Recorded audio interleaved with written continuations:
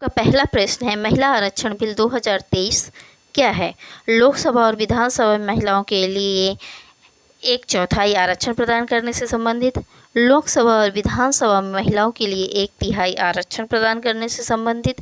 लोकसभा और विधानसभा में महिलाओं के लिए 1/2 आरक्षण प्रदान करने से संबंधित।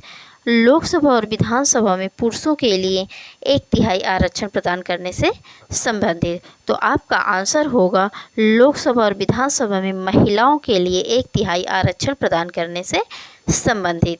इसके कुछ इम्पोर्टेंट पॉइंट्स देख लेते हैं। महिला आरक्षण बिल का इतिहास क्या है? एच.डी. देवगौड़ा सरकार ने 12 सितंबर 1996 को इस बिल को संसद में पेश किया था, लेकिन पारित नहीं हो सका था। यह बिल 81वें संविधान संशोधन विधेयक के रूप में पेश हुआ था। बिल में संसद और राज्यों की विधानसभाओं में महिलाओं के लिए 33% आरक्षण का प्रस्ताव था। इस 33% आरक्षण के अंदर अनुसूचित जाति SC, अनुसूचित जनजाति ST के लिए उप आरक्षण का प्रावधान था, लेकिन अन्य पिछड़ा वर्ग के लिए आरक्षण का प्रावधान नहीं था। नेक्स्ट क्वेश्चन है आपका, लोकसभा में महिला आरक्षण बिल किस नामक से पेश किया गया? बेटी बचाओ बंधन अधिनियम, नारी शक्ति बंधन अधिनियम, नारी को नमन बंधन अधिनियम, महिला सशक्तिकरण अधिनियम। तो आपका आंसर होगा बी, नारी शक्ति बंधन अधिनियम। नेक्स्ट क्वेश्चन है आपका, लोकसभा में महिला आरक्षण बिल नारी शक्ति बंधन अधिनियम 2023 किसने पेश किया? अर्जुन राम मेघवाल, अमित शाह केंद्रीय गृह मंत्री, नरेंद्र मोदी प्रधानमंत्री, स्मृति जुबिन ईरानी महिला एवं बाल विकास मंत्री। तो आपका आंसर होगा ए, अर्जुन राम मेघवाल। इसके इम्पॉर्टेंट पॉइंट्स हैं, नए संसद भवन में लोकसभा की कार्यवाही के दौरान विधि एवं न्याय मंत्री अर्जुन राम मेघवाल ने लोकसभा में 128वां संशोधन विधेयक 2023 नारी शक्ति बंधन अधिनियम पेश किया। 2023 में लोकसभा में बिल कब पेश किया गया? 19 सितंबर 2023 को। लोकसभा में बिल कब पारित हुआ? 20 सितंबर 2023 को। इसको आप ध्यान रखिएगा। नेक्स्ट क्वेश्चन है आपका, लोकसभा और राज्य विधानसभाओं में महिलाओं को कितने प्रतिशत सीटें देने वाले महिला आरक्षण विधेयक को मंजूरी दी है? 33%, 50%, 25% या 40%? तो आपका आंसर होगा ए, 33%। इसके इम्पोर्टेंट पॉइंट्स देख लेते हैं। 33% यानी लोकसभा में अभी 543 सीटें हैं, इनमें से 181 सीटें महिलाओं के लिए होंगी। इसी तरह विधानसभाओं में जितनी सीटें होंगी उसकी 33% सीटें महिलाओं के लिए रिजर्व रहेंगी। नेक्स्ट क्वेश्चन है आपका, नए संसद भवन में पेश होने वाला पहला बिल कौन सा बना है? अनुसंधान राष्ट्रीय शोध प्रतिष्ठान विधेयक 2023, नारी शक्ति बंधन अधिनियम 2023, डिजिटल निजी डेटा संरक्षण विधेयक 2023, जन्म और मृत्यु पंजीकरण विधेयक 2023। तो आपका आंसर होगा बी, नारी शक्ति बंधन अधिनियम 2023। इम्पॉर्टेंट पॉइंट है इसके, नए संसद भवन के बारे में आगे जानते हैं। उद्घाटन इसका कब हुआ? नए संसद भवन का 28 मई 2023 को। किसके द्वारा किया गया? नरेंद्र मोदी प्रधानमंत्री के द्वारा। डिजाइन किसके द्वारा किया गया? HCP डिजाइन्स के। निर्माणकर्ता कौन है? Tata projects limited. और इसके मुख्य वास्तुकार कौन है? बिमल पटेल। नेक्स्ट क्वेश्चन है आपका, महिला सीटों के आरक्षण को लेकर केंद्रीय मंत्री अर्जुन राम मेघवाल ने लोकसभा में कितने संशोधन बिल का प्रस्ताव रखा है? 4, 3, 2 या 5? तो आपका आंसर होगा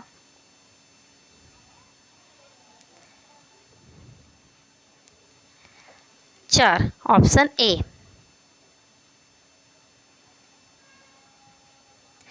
इसके कुछ इम्पोर्टेंट पॉइंट्स देख लेते हैं। पहला संशोधन बिल, पहले क्लॉज आर्टिकल 239 में 239 ए जोड़ा जा रहा है, जिसके तहत नेशनल कैपिटल दिल्ली की असेंबली में महिलाओं के लिए 33% रिजर्वेशन सुनिश्चित होगा। दूसरा संशोधन बिल, इसके क्लॉज 3 के अंतर्गत आर्टिकल 330 में 33A सेक्शन जोड़ा गया, जिसके तहत महिलाओं के लिए लोकसभा में 33% आरक्षण होगा। तीसरे संशोधन बिल के क्लॉज 4 के मुताबिक संविधान के आर्टिकल 33(2) के बाद एक नया आर्टिकल 33A जोड़ा जा रहा है, जिसके तहत महिलाओं के लिए राज्य विधानसभाओं में 33% सीटों का प्रावधान महिलाओं के लिए होगा। चौथा संशोधन, इसके क्लॉज 5 के मुताबिक संविधान का आर्टिकल 33(4) के बाद एक नया आर्टिकल 33A जोड़ा जा रहा है, जिसके अनुसार महिलाओं के लिए ये आरक्षण 15 सालों के लिए प्रभावी रहेगा। इसके बाद और समय के लिए आरक्षण बढ़ाने का अधिकार संसद के पास होगा। नेक्स्ट क्वेश्चन है आपका, लोकसभा में नारी शक्ति बंधन अधिनियम 2023 विधेयक के पक्ष में कितने मत पड़े? 354, 540, 443 या 454? तो आपका आंसर होगा 454, आंसर डी। इसका इम्पोर्टेंट पॉइंट्स हैं, इस विधेयक के पक्ष में 454 वोट पड़े, जबकि इसके विरोध में 2 मत पड़े। बिल के खिलाफ AIMIM के प्रमुख असुद्दीन ओवैसी और उनकी ही पार्टी के सांसद इम्तियाज जलील ने वोट किया। नेक्स्ट क्वेश्चन है आपका, नारी शक्ति बंधन अधिनियम 2023 बिल भारत में कब से लागू होगा? लोकसभा चुनाव 2024 में, लोकसभा चुनाव 2029 में, लोकसभा चुनाव 2034 में, जनगणना और लोकसभा सीटों के परिसीमन के बाद? तो आपका आंसर होगा डी, जनगणना और लोकसभा सीटों के परिसीमन के बाद। इसका इम्पोर्टेंट पॉइंट्स है, इस बिल के लागू होने में लंबा वक्त लग सकता है। जब जनगणना और लोकसभा सीटों का परिसीमन होगा तब ये कानून लागू होगा, यानी 2024 के लोकसभा चुनाव में महिलाओं के लिए यह आरक्षण नहीं होगा। नेक्स्ट क्वेश्चन है आपका, नारी शक्ति बंधन अधिनियम 2023 के कानून बनने के बाद यह कितने राज्यों और केंद्र शासित प्रदेशों में लागू होगा? 28 राज्यों, 8 केंद्र शासित प्रदेशों, 27 राज्यों, 8 केंद्र शासित प्रदेशों, 29 राज्यों, 9 केंद्र शासित प्रदेशों, 26 राज्यों, 8 केंद्र शासित प्रदेशों में?